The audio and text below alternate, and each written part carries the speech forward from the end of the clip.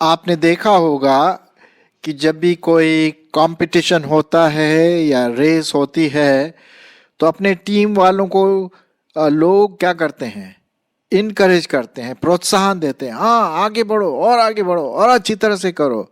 और बहुत एक दूसरे को इनकरेज करके वो उनको जिताने की कोशिश करते हैं। मैंने भी कई बार ऐसा किया अपनी टीम के लिए, और शायद आपने भी किया होगा अपने स्कूल कॉलेज या जहाँ कहीं भी कंपटीशन हुआ होगा। ठीक उसी प्रकार से हमारे मसीह जीवन में भी एक प्रकार से समझ लीजिए भी कंपटीशन है। कंपटीशन तो नहीं कहेंगे, लेकिन एक प्रकार की दौड़ है जिसे हम कहेंगे अगर आत्मिक दौड़, तो हम सब उसमें दौड़ते हैं, हम सब इसमें भाग लेते हैं। और इसलिए बहुत ज़रूरी है कि हम एक दूसरे को प्रोत्साहित करें, क्योंकि परमेश्वर ने आपको और मुझको इसलिए बुलाया है कि जब कोई व्यक्ति प्रभु में आता है या आती है तो हमें उसको प्रोत्साहित करना है, इनकरेज देना है, धीरज बढ़ाना है, ताकि और भी वो अपने मसीह जीवन में, अपने आत्मिक जीवन में अच्छी आत्मिक कुश्ती लड़े, आत्मिक दौड़ लड़े, ताकि परमेश्वर उसको आने वाले समय में क्या दे, इनाम दे, है ना। हम इनाम के बारे में तो बाद में बात करेंगे, लेकिन आज हमारा जो टॉपिक है, जैसे कि आप देख रहे हैं कि कैसे हम एक दूसरे को प्रोत्साहित करें। और जैसे कि आप पिक्चर में, डायग्राम में देख रहे हैं कि यहाँ पर हर जो 4-5 व्यक्ति बैठे एक दूसरे को समझा रहे हैं, इनकरेज कर रहे हैं, अच्छी बातें बोल रहे हैं, करेक्ट कर रहे हैं। एक प्रकार का प्रोत्साहन, आत्मिक प्रोत्साहन उनको दिया जा रहा, ताकि वे बढ़ सके। एक दूसरे के साथ मिलकर के हम प्रभु में, वचन में, अपने बिहेवियर में बढ़ सके। इसी बात को ध्यान में रखते हुए मैं आज आपके सामने एक विशेष कलीसिया के बारे में बात करना मांगता हूँ, और वो कलीसिया है थेसलोनिकियों की कलीसिया। हालांकि ये नाम तो बड़ा आपको अटपटा सा लगेगा, क्योंकि बोलने में भी थोड़ा सा मुश्किल होता है, लेकिन प्रभु यीशु मसीह के समय या 2000 वर्ष पूर्व एक कलीसिया थी जिसका नाम था थेसलोनिकी की कलीसिया, और वहाँ पर परमेश्वर का प्रचार हुआ। और उसके बाद पौलुस अपने दोस्तों के साथ और अपने जो दूसरे और लोग थे प्रेरितों के साथ वहाँ पर गए और उनको बढ़ावा किया, इनकरेज किया, प्रोत्साहन दिया कि वो अपने मसीह जीवन में आगे बढ़ते चले जाएं। तो चलिए मैं पहले उस भाग को पढ़ लेता हूँ आपके लिए, और फिर उसके बाद थोड़ा सा हम उसके बारे में टिप्पणी भी करेंगे। तो चलिए मैं आपके लिए पढ़ता हूँ पहला थेसलोनिकियों और उसका पहला अध्याय। पहला थेसलोनिकियों उसका पहला अध्याय और उसका 3 से 6 पद सुनिए। और अपने परमेश्वर और पिता के सामने तुम्हारे विश्वास के काम और प्रेम का परिश्रम और हमारे प्रभु यीशु मसीह में आशा की धीरता को लगातार स्मरण करते हैं। और हे भाइयों, परमेश्वर के प्रिय लोगों, हम जानते हैं कि तुम चुने हुए हो, क्योंकि हमारा सुसमाचार तुम्हारे पास न केवल वचन मात्र ही में, वरन सामर्थ और पवित्र आत्मा में और बड़े निश्चय के साथ पहुंचा है, जैसा तुम जानते हो कि हम तुम्हारे लिए तुम में कैसे बन गए थे। और तुम बड़े क्लेश में भी पवित्र आत्मा के आनंद के साथ वचन को मानकर हमारी और प्रभु के समान हमारे समान चाल चलने लगे। यहाँ तक मैं आपके लिए पढ़ूंगा। तो यहाँ पर पौलुस थेसलोनिकी जो कलीसिया है उसको कई बातों से इनकरेज कर रहा है। तीसरे पद में हम देख लेते हैं, यहाँ पर लिखा हुआ है कि थेसलोनिकी के जो विश्वास के जो काम थे वो बहुत प्रोत्साहित करने वाले थे, बहुत आदर के योग्य थे। मैं अब तीसरा पद पढ़ लेता हूँ। और अपने परमेश्वर और पिता के सामने तुम्हारा विश्वास के काम, ये सिर्फ विश्वास, अंधविश्वास नहीं, जीवित विश्वास, वो विश्वास जिसमें दम हो, वो विश्वास जो एक प्रकार का जीवित विश्वास है जिससे परमेश्वर प्रसन्न रहता है। और फिर उसके अनुसार चलना, सिर्फ विश्वास करना ही काफी नहीं है, लेकिन उसके अनुसार चलना भी है। तो लिखा हुआ है, पिता के सामने तुम्हारे विश्वास के काम और प्रेम का परिश्रम। एक और दूसरी जो प्रोत्साहन वाली बात थेसलोनिकी कलीसिया के लिए है, तुम्हारे प्रेम का परिश्रम। अगापे प्रेम, बलिदान वाला प्रेम जो वो एक दूसरे के लिए करते थे, पौलुस के लिए करते थे, दूसरी मसीह कलीसियाओं के लिए करते थे, वो उनको याद दिला दिला करके उनको बढ़ावा दे रहा है, प्रोत्साहित कर रहा है ना। तुम्हारे विश्वास के काम और प्रेम का परिश्रम हमारे प्रभु यीशु मसीह में आशा की धीरता को लगातार स्मरण करते रहते हैं, याद करते रहते हैं। जैसे बोलते हैं ना, अरे थेसलोनिकी कलीसिया का प्रेम देखिए, आपस में बात करते होंगे, हाँ हाँ उन्होंने सच में हमारी सहायता की, उनका विश्वास सच में बहुत अटूट है, ऐसे कई लोग कहते होंगे। तो इससे क्या होता है, वहाँ की जो कलीसिया थी थेसलोनिकी की कलीसिया, उनको बड़ा मतलब एक प्रकार का प्रशंसा, बढ़ावा, प्रोत्साहन, इनकरेजमेंट मिलता है। उससे क्या होता है, जब कोई हमें इनकरेज करता है ना तो अच्छा लगता है पहले तो, श्योर। दूसरी बात, हमारा और विश्वास मजबूत होता जाता है। अब जैसे कि शुरुआत में मैंने आपसे कहा था कि जब कोई रेस हो रहा है, खेल हो रहा है, तो हम अपने टीम को जिताने के लिए पता नहीं कुछ ढोल धमाका और जोर जोर चिल्ला करके, उछल करके उनको उत्साहित करते कि हाँ ऐसा करो, ये करो, वो करो। तो उससे क्या होता है, खेलने वालों का उनकी हिम्मत बढ़ जाती है कि और अच्छी तरह से करें, क्योंकि हमारे लोग हमारे लिए इनकरेज कर रहे हैं, प्रोत्साहन दे रहे हैं, है ना। तो उसी प्रकार से आत्मिक रीति से यहाँ पर थेसलोनिकी जो कलीसिया है, पौलुस उनको उत्साहित कर रहा है। चलिए 5वां पद भी देख लेते हैं। और हे भाइयों, परमेश्वर के प्रिय लोगों, हम जानते हैं कि तुम चुने हुए हो। तुम क्या हो? तुम चुने हुए हो। परमेश्वर ने तुम्हें चुना है विश्वास में।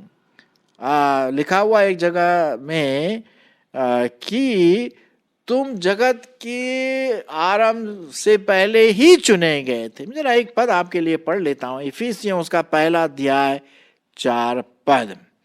इफिसियों उसका 1 अध्याय और 4 पद क्या लिखा हुआ है? जैसा उसने हमें जगत की उत्पत्ति से पहले उसमें चुन लिया है कि हम उसकी दृष्टि में पवित्र और निर्दोष हो। तो यहाँ पर मैं भी आपको उत्साहित करना मांगता हूँ, आप भी एक दूसरे को करें कि भाई जो विश्वासी भाई बहन है ना, वो आरंभ से, उत्पत्ति से पहले ही परमेश्वर के मन में ये था कि फलाना फलाना व्यक्ति, जो भी आपका नाम है, मेरा अपना नाम है, वो नाम जीवन की पुस्तक में लिखा गया, चुनाव हुआ है आपका, और आपने विश्वास किया और उसके बेटे और बेटियां बन गए। तो यहाँ पर देखते हैं कि तुम क्या हो? चुने हुए वंश हो। अच्छा चलो आगे देखते हैं 5वां पद। 5वां पद भी बहुत इंपॉर्टेंट है हमारे लिए, ठीक है। 5वां पद इस प्रकार से है, क्योंकि हमारा सुसमाचार तुम्हारे पास न केवल वचन मात्र ही में, वरन सामर्थ और पवित्र आत्मा में और बड़े निश्चय के साथ पहुंचा है, जैसा तुम जानते हो कि हम तुम्हारे लिए तुम में कैसे बन गए थे। तो 5वें पद में 2-3 बातें यहाँ पर लिखी हुई हैं जो बढ़ोतरी का कारण हो सकता है, इनकरेजमेंट का कारण बन सकता है, प्रोत्साहन का कारण बन सकता है, ठीक है। अब सुसमाचार, क्योंकि हमारा सुसमाचार, आपको पता है सुसमाचार क्या है? क्या है परिभाषा सुसमाचार की? एक तो होता है समाचार, कोई भी समाचार, चाहे वो अच्छा समाचार हो या बुरा हो, लेकिन एक है यहाँ पर सुसमाचार, या इंग्लिश में हमारा शब्द आया है गुड न्यूज या गॉस्पल। तो सुसमाचार का मतलब है कि अच्छा न्यूज, इसमें तो बुरा कुछ है ही नहीं, सु लगा हुआ है ना, सु का मतलब अच्छा, अच्छा समाचार।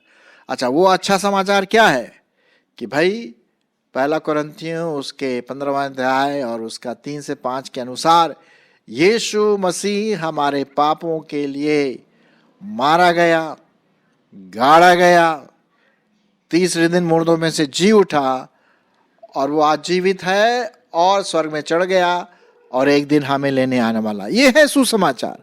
अच्छा, तो ये सुसमाचार किसने सुनाया थेसलोनिके के लोगों को?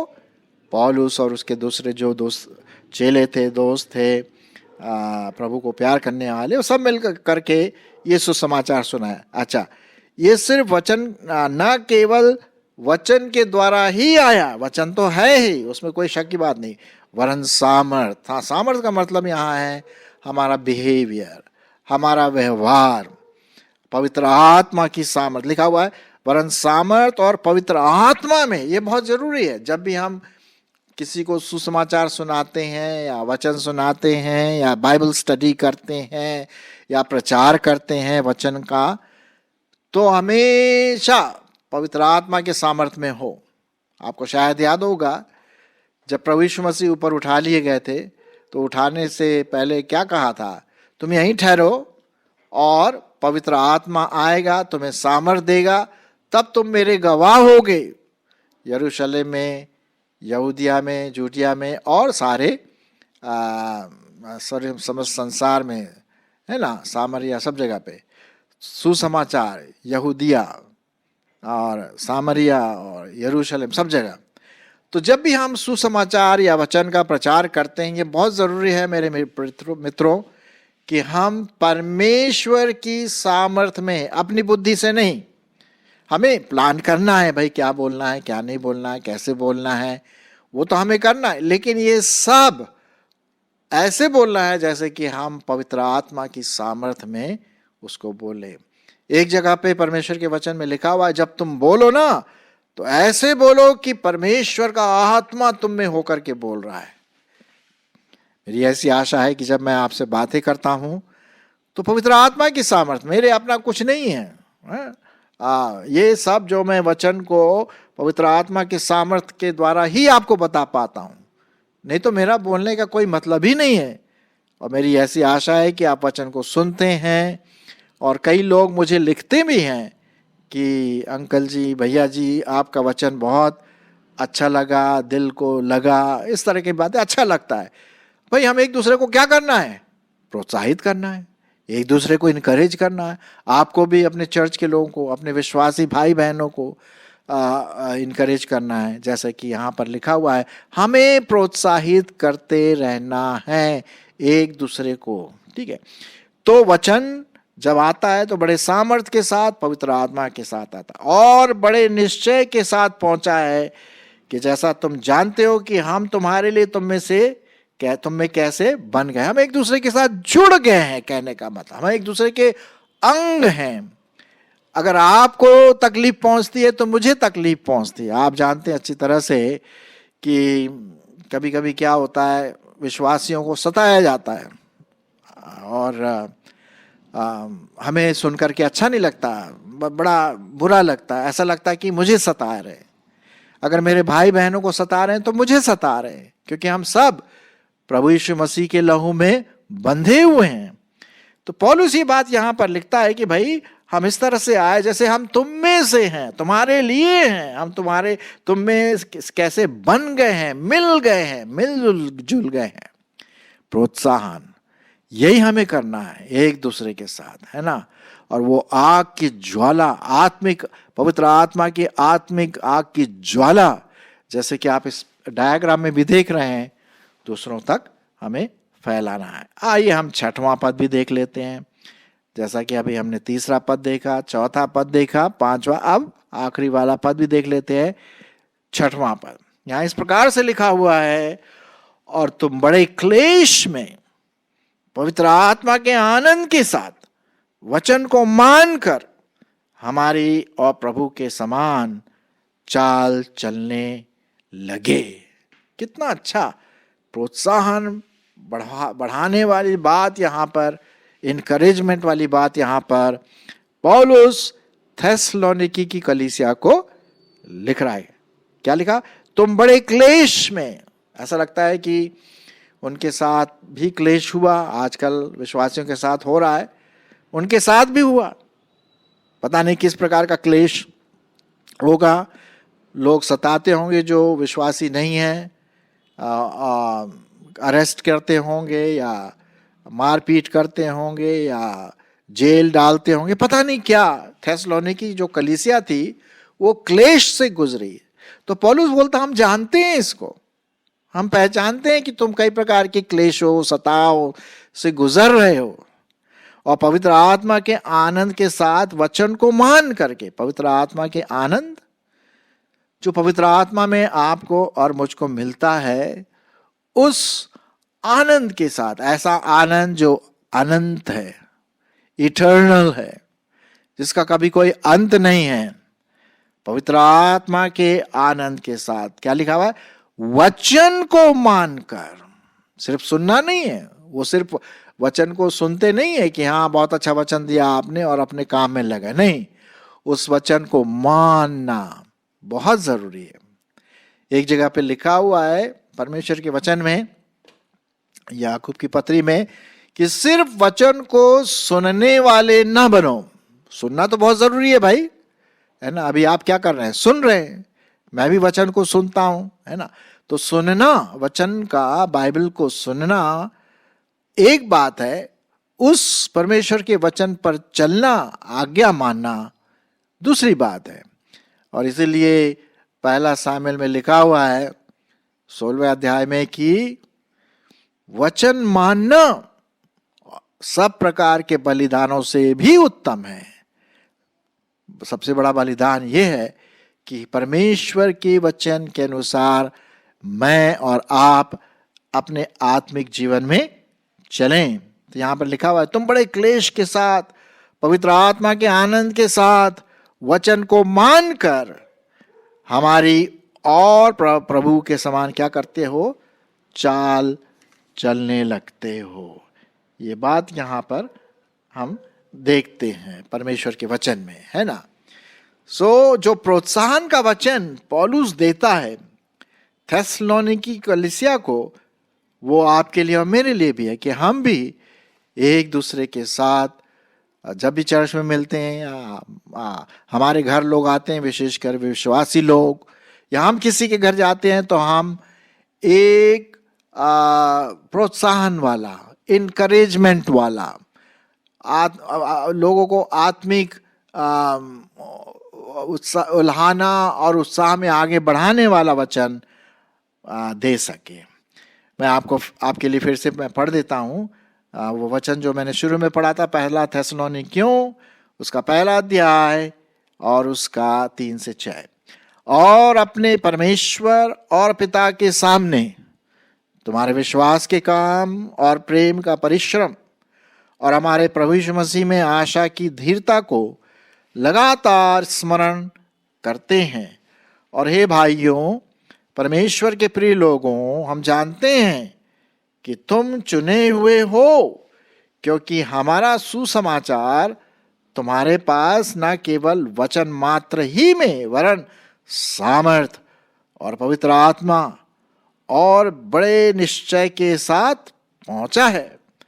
जैसा तुम जानते हो कि हम तुम्हारे लिए तुम में कैसे बन गए थे, और तुम बड़े क्लेश में पवित्र आत्मा के आनंद के साथ वचन को मानकर हमारी और प्रभु के समान चाल चलने लगे हो। तो प्रियो, आज हमने देखा किस प्रकार से हम एक दूसरे के लिए इनकरेजमेंट का कारण बन सकते, न सिर्फ बोलने के द्वारा, बोलना तो बहुत ज़रूरी है, ठीक है, अच्छी बात है, लेकिन अपने व्यवहार के द्वारा, अपने जो कार्य हैं, हमारे जो मानसिकता है, इन सब के द्वारा हम दूसरों को प्रोत्साहन दे सकते हैं। जैसे कि थेसलोनिकी की जो कलीसिया थी, वो सिर्फ वचन को सुना नहीं, लेकिन उसके अनुसार चलने लगे, पवित्र आत्मा की सामर्थ में बढ़ने लगे, क्लेश में से गुजरे, कई प्रकार की समस्याओं से गुजरे, और एक ऐसी कलीसिया बन गई जो दूसरों के लिए बड़ा प्रोत्साहन का कारण बन जाते हैं। सो आइए हम एक दूसरे को क्या करें, प्रोत्साहित करें, क्योंकि क्या है, प्रभु यीशु मसीह जल्द आने वाला है, बहुत जल्दी आने वाला है। तो हमें जब तक वो ना आए हम तैयार रहें और अपनी कलीसिया को, अपने विश्वासी भाई बहन को एक दूसरे के साथ मिलकर के वचन के साथ प्रोत्साहन में लगे रहें।